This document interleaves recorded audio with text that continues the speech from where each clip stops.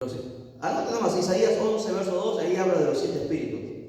Nadie conoció eso, que no leen Biblia, ¿no? Conocían al Espíritu Santo nada más, pero no hablan de los 7 espíritus. Ya, ahora presten atención acá, miren. A ver, yo he puesto 2 mapas, este mapita y el mapa que está aquí, pero yo quiero enfocarme, presten atención aquí adelante ya, a ver para entender. Nosotros decimos que cada iglesia, escuchen, cada iglesia, en el capítulo 2 y en el capítulo 3 se describe las 7 iglesias. Cada iglesia tenía sus características, ¿verdad? Efesios, el Señor les habla a cada una de ellas, tenían algunos defectos. Pregunto, ¿cuántas de las 7 iglesias, cuántas eran buenas? Filadelfia. Una. ¿Una nomás? Guardó la palabra. ¿Cuántas iglesias buenas y cuántas iglesias malas? ¿Cuántas iglesias estaban bien y cuántas iglesias estaban mal? Había 3 que estaban bien y 4 que estaban mal. No, 2 estaban bien y 5 estaban mal. 5 que estaban mal. Una es Filadelfia, la iglesia fiel. ¿La otra cuál es? Les agarré. No leen Apocalipsis. Esmirna, dice el hermano David. A esa iglesia no se le dijo un montón de cosas, pero no se le encuentra ningún defecto. No le hace una crítica del Señor. Lo vamos a ver ya. Ahora, pero yo quiero que ustedes entiendan algo. Quiero que se entren aquí. Miren, la iglesia de Efeso, que es la primera que se nombra, hay un orden, ¿ah? Todo en la Biblia, aprenda esto, todo en la Biblia tiene un orden. No hay nada que está en desorden. Todo tiene un orden. Cada una de estas iglesias tiene su, presten atención aquí, si ustedes están acostumbrados no van a entender. Quiero enfatizar esto. Cada iglesia, había más iglesias, pero Jesucristo menciona estas 7 iglesias. ¿Por qué? Porque tenía una enseñanza. Cada iglesia tenía sus propias cualidades, sus propios defectos, pero cada una de estas iglesias abarcaba un tiempo en la historia. Y la primera iglesia que describe Apocalipsis capítulo 2 es la iglesia de Efeso. La iglesia de Efeso aproximadamente empezó ¿en qué año? Miren aquí, miren el mapa. ¿Se ve? Aquí. ¿No se ve? Muy chiquito. ¿Cuándo empezó la iglesia? ¿En qué año empezó la iglesia?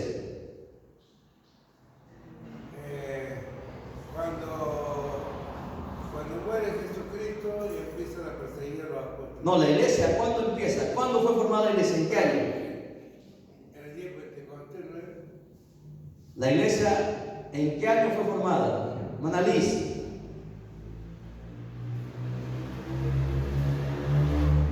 La iglesia, ¿en qué año fue formada? En el año 30, cuando Jesús empieza su ministerio y llama a los 12. En el año 30 la iglesia se crea. En el año 30, cuando Jesús empieza su ministerio. 3 años y medio estuvo Jesús con ellos y partió. ¿Ok? Ahora, la iglesia de Efeso se considera desde el año 31, o sea, después que Jesucristo la funda, hasta aproximadamente el año 100.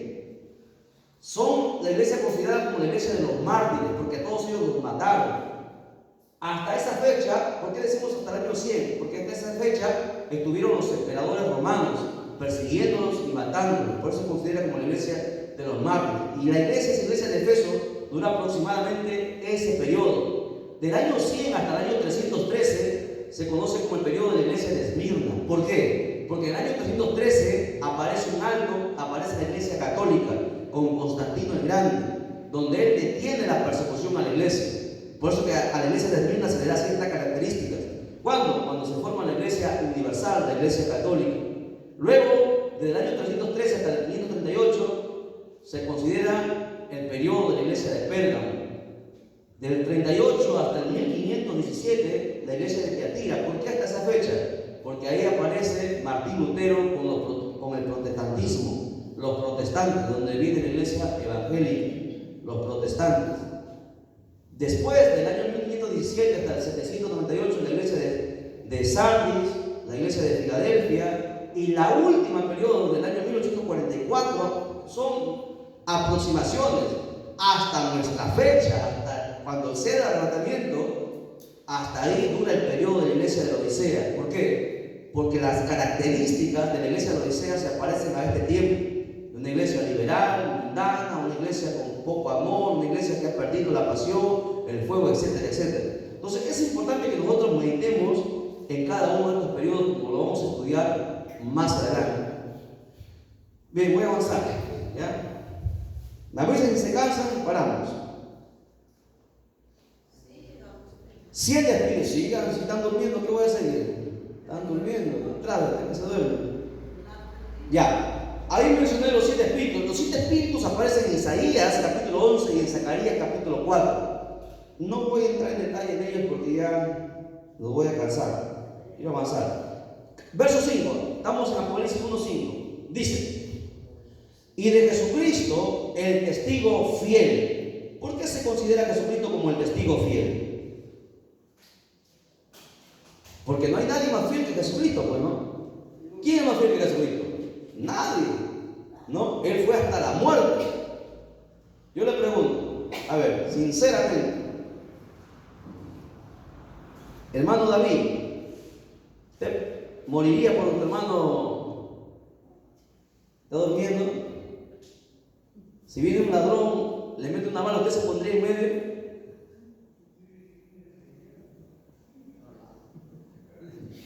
Que le metan la bala. Y somos hermanos, hermano. Pero Jesucristo fue a la muerte por nosotros. Nosotros decimos que somos hermanos, pero en momento, ¿sí o no? Primero en tu vida, ¿sí? Pero el fiel no, el fiel dio su vida por nosotros. Por eso se le considera el testigo fiel. No hay nadie más fiel como él. ¿Por qué se habla como el testigo fiel? Porque la fidelidad es uno de los elementos más escasos de un cristiano. Somos fieles hasta cuando nos conviene. Cuando ya no nos conviene, ya no. Ese es el problema de muchos cristianos. En el mundo, donde hay muchas mentiras que nos rodean y tantas cosas, todo el mundo quiere saber la verdad de Jesucristo.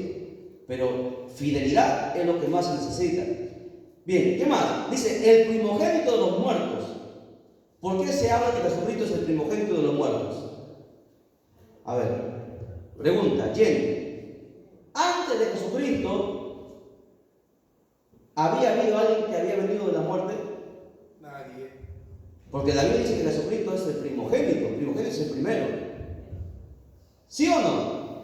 El único. No, primogénito no es el único, es el primero. Primogénito significa primero. El primero. Pero yo les voy a demostrar por la Biblia que Jesucristo no fue el primero que vino de la muerte. Antes de Lázaro. ¿Quién más? Mira, Lázaro. ¿Quién más? La hija de Jairo. ¿Quién más? ¿Quién más? La hija de la viuda, Zareta, ¿no? Eso está en la Biblia, lo voy a dar, ¿ya? Mira, aquí yo también le he puesto para que ustedes vean. En Primera de Reyes, capítulo 17, verso del 8 en adelante, habla del hijo de la Sunamita. Él fue el primero en poner la vida, como el profeta Eliseo. ¿Ok? En Segunda de Reyes, capítulo 4, verso del 8 al 37, también el muerto que tocó los huesos de Eliseo. ¿Se acuerdan cuando le iban a enterrar a un joven que se había muerto? Y vinieron unos ladrones, soltaron la caja y el muerto tocó los huesos de Eliseo que estaba muerto y volvió a la vida. También vino de la muerte.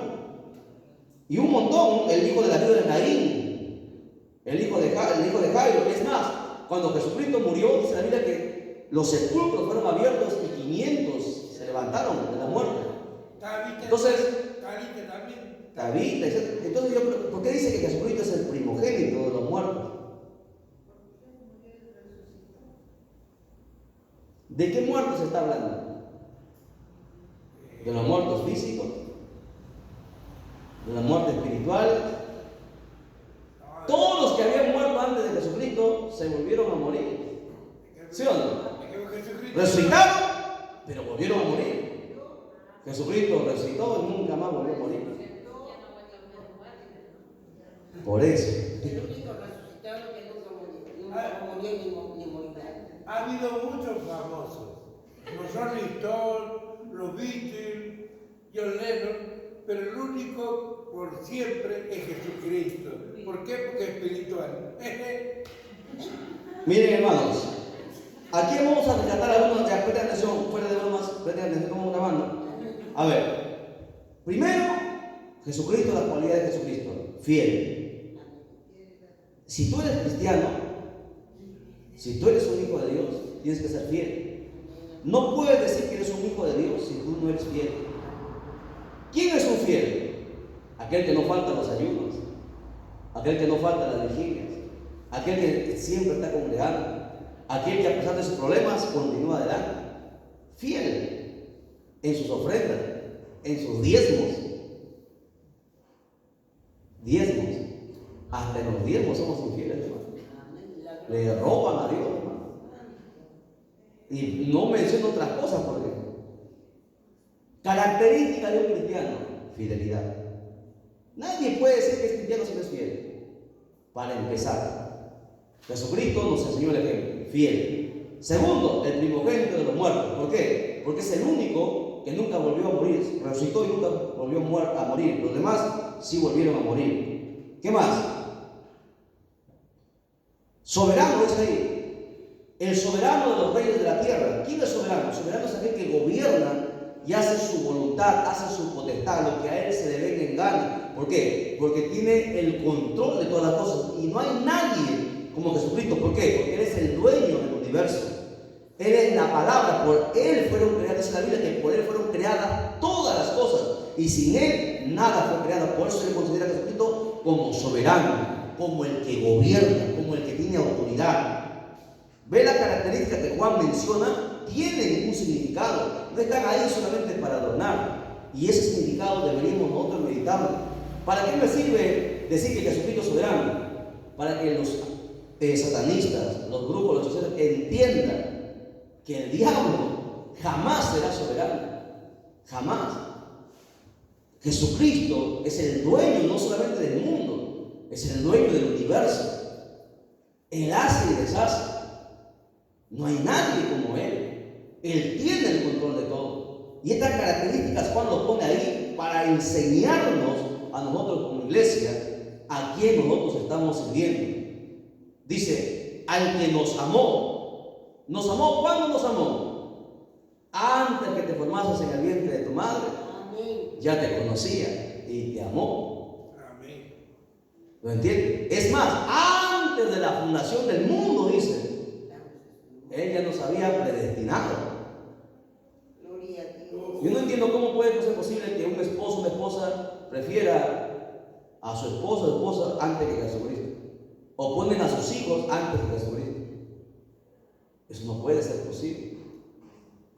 Él debe ser tu primer amor. ¿Lo entiende? Si uno no quiere caminar, usted tiene que continuar. Porque el primer mandamiento es amarás al Señor con todo tu corazón, con toda tu alma, con toda tu mente y con todas tus fuerzas. Recuerda, Él te va a amar más que tu esposa, más que tu esposo. Ni tu madre te va a amar como Jesucristo. ¿Por qué decimos eso? Porque tu madre jamás podría resistir lo que Jesucristo sufrió por nosotros. Al primer clavo tu madre saldría corriendo.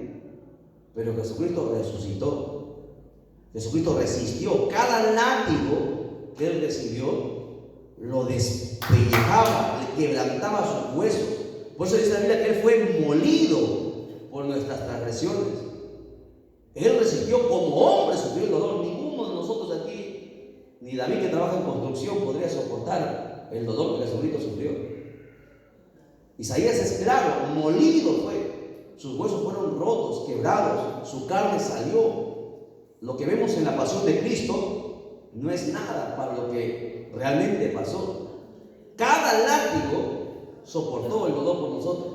Por eso que no hay nadie que te ame como Él. ¿Qué más? Nos lavó nuestros pecados con su sangre. ¿Ves las características que Juan está hablando de Jesucristo? Por eso es que lo servimos. ¿Por qué? Porque la única manera de borrar el pecado es a través de la sangre de Cristo. Es la única forma. Y esa sangre sigue latente hasta el día de hoy, cada día, para quitar la inmundicia del pecado. Verso 6. Hermano, ese látigo no era un látigo común, Tenía un garfio. Era un látigo romano. El látigo romano tenía puntas de metal en las puntas para poder despejar la piel del ser humano. Sacaba carne y sangre, era algo horrible. Por eso dice que él fue molido. Isaías 800 años antes profetiza eso, ¿no? Que él sería molido por nosotros. Verso 6, Apocalipsis 1:6. Y nos hizo reyes y sacerdotes para Dios. Ahora, pregunto, ¿por qué dice la Biblia que somos reyes y sacerdotes? ¿Cuándo se cumplirá eso? Hermana Liz, ¿cuándo o actualmente nosotros somos reyes y sacerdotes? ¿Usted ha visto al hermano José con su corona? No somos reyes y sacerdotes todavía. ¿Cuándo va a acontecer eso que se cumpla? Somos reyes y sacerdotes. ¿Cuándo? Cuando vengamos con Cristo. En el milenio. En el milenio se dará cumplimiento a esa palabra. Algunos serán reyes y gobernarán cierto sector, cierto lugar, y otros serán sacerdotes. Eso es en la tierra. ¿Ok? Esa palabra se va a cumplir. Jesús declaró a sus discípulos sobre las posiciones de liderazgo. Ahora, recuerde que un líder es llamado para servir. Los líderes son llamados para servir, no para ser servidos. Jesucristo, no ha habido mayor líder que Jesucristo. Y él dijo, yo no he venido a que me sirvan, yo he venido a servir. Y los líderes de este tiempo no quieren nadie servir. Nadie quiere servir, hermano. Quieren que lo sirvan. Pero nadie puede ser, hermanos, como siempre decimos, ¿no? Aquel que no vive para servir, no sirve para vivir. Es un lema que tenemos que tener siempre presente. Si no vivimos para servir, no podemos vivir para servir, no se puede. Somos siervos. ¿Okay? Hoy todo el mundo quiere ser apóstol. No, primero hay que ser siervo. Si no somos siervos, no podemos alcanzar nada. ¿Ok? ¿Qué más? Rey y sacerdote para su Padre. A él sea la gloria y el imperio por los siglos de los siglos. Sacerdotes, el apóstol Pablo habla sobre eso, el sacerdocio, ¿no? Y ahí he puesto un gráfico para que ustedes vean. Antiguamente, esta era la tienda que levantaban los israelitas. Estaba compuesta de 3 partes. El atrio, que era la parte exterior. Luego estaba el lugar santo, donde entraban los sacerdotes. Y más arriba estaba el lugar santísimo, donde solamente entraba el sumo sacerdote una vez al año. ¿Para qué? Para ofrecer expiación por los pecados de Israel. Y el sacerdote, cuando surgía, cuando entraba al lugar santísimo, tenía que estar puro, santo, porque Dios podía matarlo dentro. Por eso que los sumos sacerdotes andaban, cuando ellos entraban al lugar santo, se amarraban una cuerda en la cintura. ¿Para qué? Para que si moría en el lugar santísimo, lo puedan jalar, porque nadie podía pasar al lugar santísimo. Y es más, ellos andaban en sus pies con una campanita. Cada vez que el paso que daba, sonaba tirirín, tirirín. Eso demostraba a los sacerdotes que todavía estaba vivo. Cada vez que sonaban las campanitas, les hacía entender a los sacerdotes que el sumo sacerdote estaba entrando al lugar santísimo. Si ya no se movía esa campanita, no había sonido, lo sacaban. ¿Por qué? Porque Dios le había hallado impuro. Bueno, eso es una historia que tenemos que verlo en el Antiguo Testamento y leer la Biblia. Pero bueno, avanzamos. Verso 7. He aquí que viene con las nubes y todo ojo lo verá. ¿Cómo es que todo ojo lo verá? ¿A qué se refiere con eso?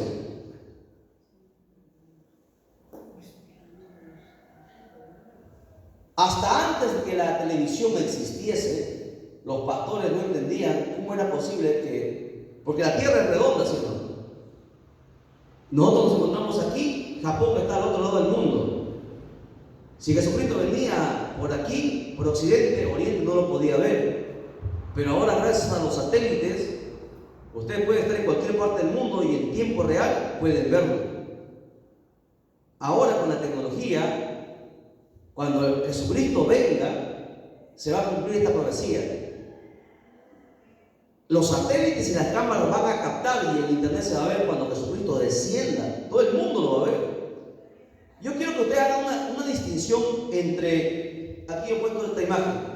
Una cosa es el arrebatamiento y otra cosa es la segunda venida. En el arrebatamiento, ¿quién sabrá cuando acontezca el arrebatamiento? arrebatamiento. Nadie va a poder ver a Jesucristo en el arrebatamiento, porque estuviéramos en un abrir y cerrar de ojos, pero en la segunda venida, todo el mundo entero va a ver a Jesucristo descender del cielo. Los satélites van a grabar y se va a cumplir esa palabra, dice que todo ojo lo verá. Y veremos a Jesucristo, o la gente que se quede verá a Jesucristo bajar en gloria. Por eso se cumple, y todo ojo lo verá. Y los que los traspasaron, ¿quiénes? Los judíos. Y todos los linajes de la tierra harán lamentación por él. Sí, amén. Se lamentará. Recuerde, Israel se va a lamentar, porque Israel hasta el día de hoy no acepta a Jesucristo como el Mesías. Se le prohíbe que se hable de Jesucristo. No reconocen a Jesucristo como Mesías. Ellos están esperando que venga el Mesías y van a recibir al anticristo. Israel, ¿usted ha visto cómo en Israel ahora hay marcha de homosexuales, de gays en Israel, en pleno Israel, en Jerusalén? Marcha de homosexuales. Israel está corrompido, pero sin embargo todavía sigue siendo el pueblo de Dios. Dios un día lo va a redimir. No obstante, recuerde estas cosas que decimos. Ya vamos a acabar, ya son unos cuantos versos nomás del capítulo 1. Verso 8. Empieza Jesucristo diciendo: yo soy el alfa y el omega, principio y fin. Dice el Señor, el que es, el que era y el que ha de venir, el Todopoderoso. Ahora, aquí hay un problemita con los testigos de Jehová. Los testigos de Jehová niegan que Jesucristo sea Dios, porque Jesucristo, dicen que Jesucristo es el arcángel Miguel, algunos dicen, ¿no? Y niegan. Y aquí la Biblia dice que Jesucristo se muestra como el Todopoderoso, y solamente el Todopoderoso es la cualidad, es un atributo únicamente de Dios. Por lo tanto, Jesucristo es Dios. Entonces los testigos de Jehová tienen un problema con este versículo, porque aquí en este verso 8 se muestra, y aquí está hablando de Jesucristo. Y le preguntaron a un testigo de Jehová: ¿de quién están hablando aquí? ¿Quién es el alfa y el omega? ¿Es el Padre? No, es el Hijo. Y aquí dice que el alfa y el omega es el Todopoderoso. Por lo tanto, Jesucristo es Dios. Entonces, ¿qué ha descartado? Que Jesucristo es el arcángel Miguel, que Jesucristo no es Dios. Jesucristo aquí se muestra como el Todopoderoso, que significa el omnipotente, que tiene todo el poder. Y la característica de Jesucristo es omnipresente, o sea que está en todo lugar. Y eso lo dice Mateo 18:20 y Mateo 28:20, que está en todo lugar al mismo tiempo. Jesucristo actuando como Dios.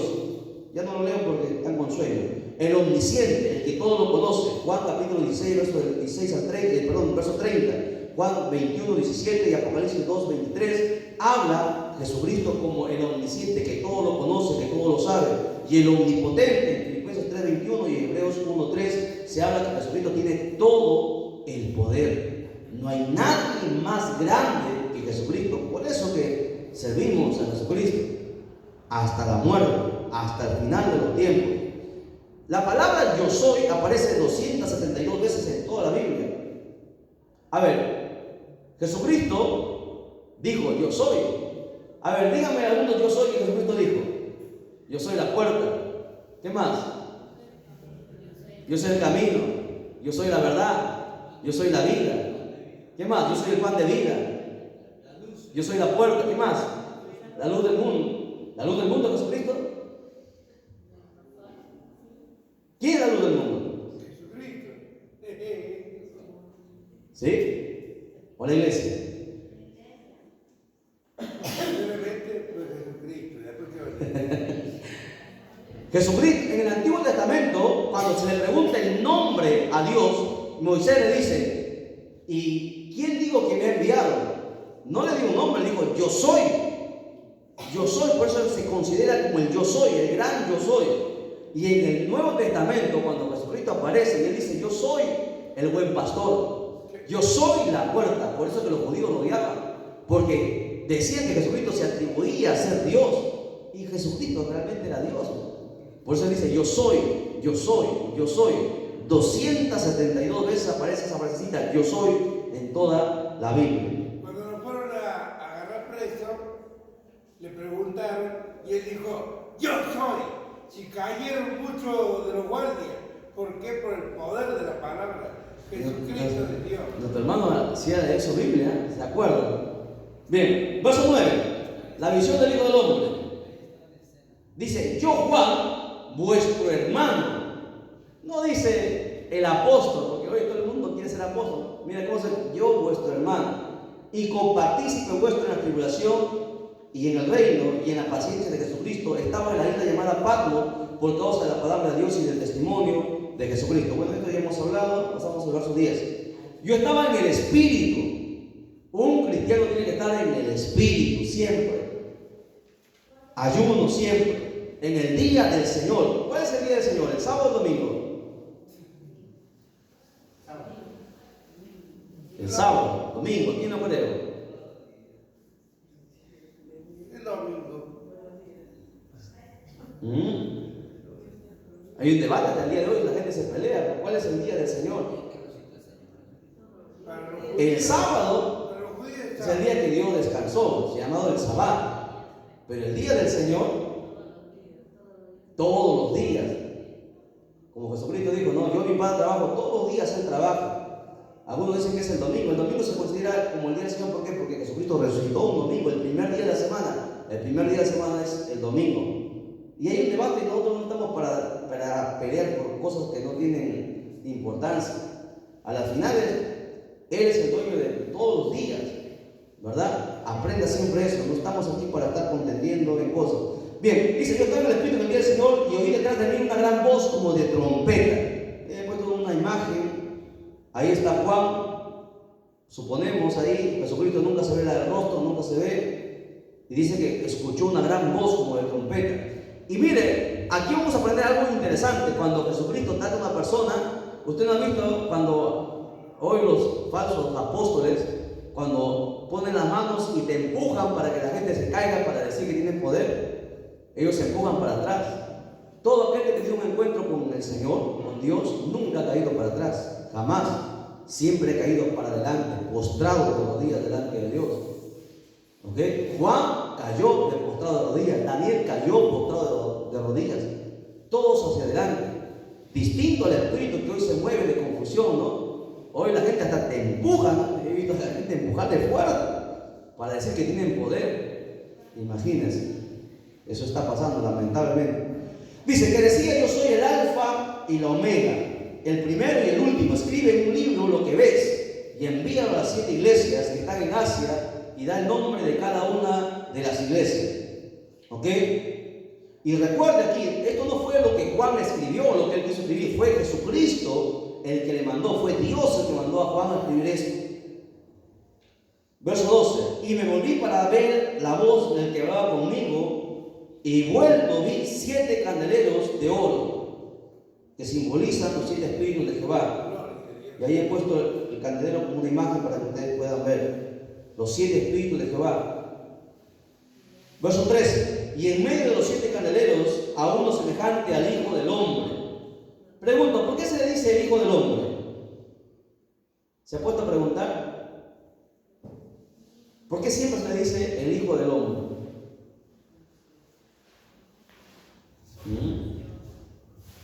Ya queda como tarea para que investiguen, porque todo les voy a dar. El Hijo del Hombre es un título mesiánico, ¿no? Y mostrando su humanidad, que Él vino como hombre a esta tierra. Por eso se le considera ese título mesiánico a Jesucristo como Hijo del Hombre. Dice, vestido de una ropa que llegaba hasta los pies. He marcado ahí un alto. ¿Por qué hasta los pies? Esta ropa que vestía Jesucristo es la misma ropa que siempre han usado los sumos sacerdotes y también los reyes. Sus vestiduras eran hasta abajo.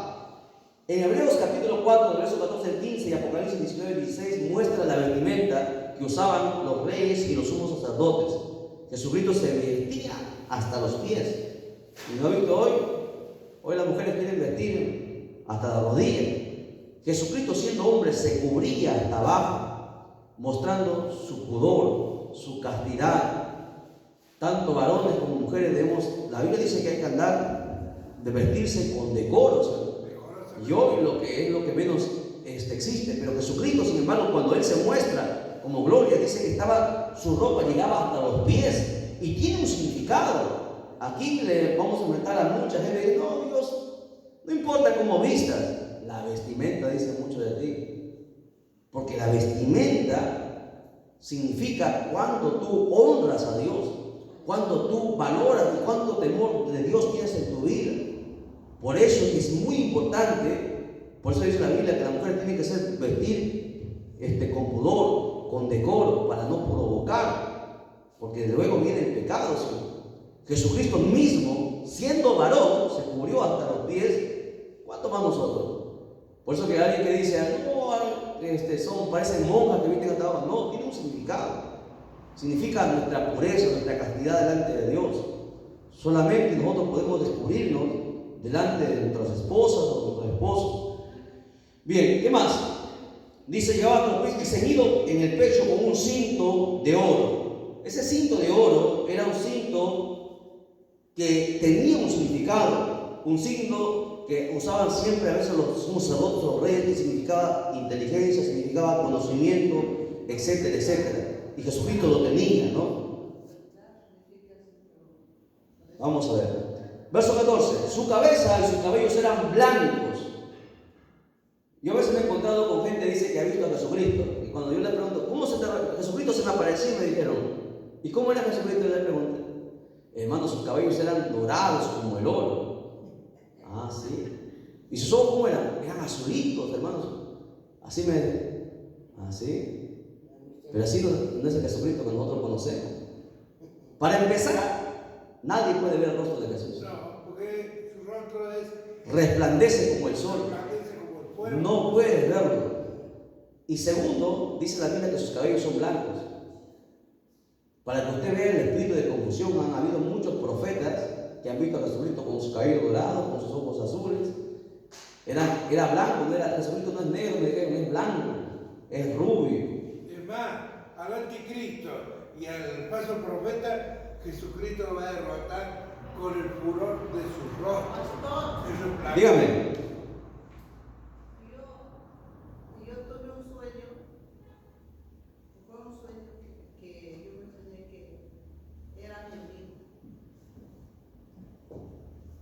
Ya. Jesús era mi amigo. Ya. Ya, nada más. Pero ¿vio su rostro? No, su rostro No se puede ver el rostro de Jesucristo. Aquel que cuando tú escuches a alguien que diga que vio su rostro, puedes ver su cuerpo, todo, pero tú no puedes ver su rostro. Porque escuchen, nada puede pasar por la palabra. O sea, si algo que está fuera de la palabra ya no es real, es un espíritu de confusión, un espíritu de error.